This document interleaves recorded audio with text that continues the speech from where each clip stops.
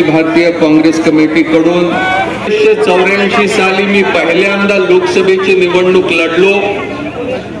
आपल्या आशीर्वादाने मी जिंकलो आणि दिल्लीला मी खासदार म्हणून त्या वेळेपासून कामाची सुरुवात केली। 1979 साली माझे वडील बाळकृष्ण वासनिक साहेब इथून खासदारकीची निवडणूक लढले, ते जिंकले आणि माटरगावशी एक लांब माझं नातं अनेक वर्षाचं राहिलेलं आहे। 40 वर्ष अगोदर मी पहिली निवडणूक लढली आणि बुलढाण्याला 2004 साली मी शेवटची लोकसभेची निवडणूक लढलो।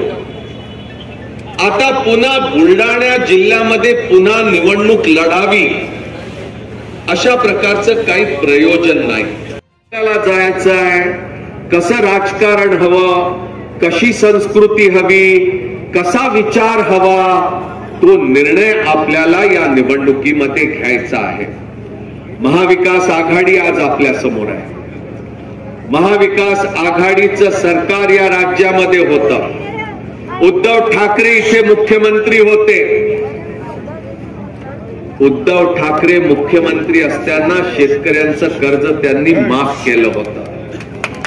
केंद्रामध्ये मनमोहन सिंग पंतप्रधान, शरद पवार कृषी मंत्री आणि सोनिया गांधी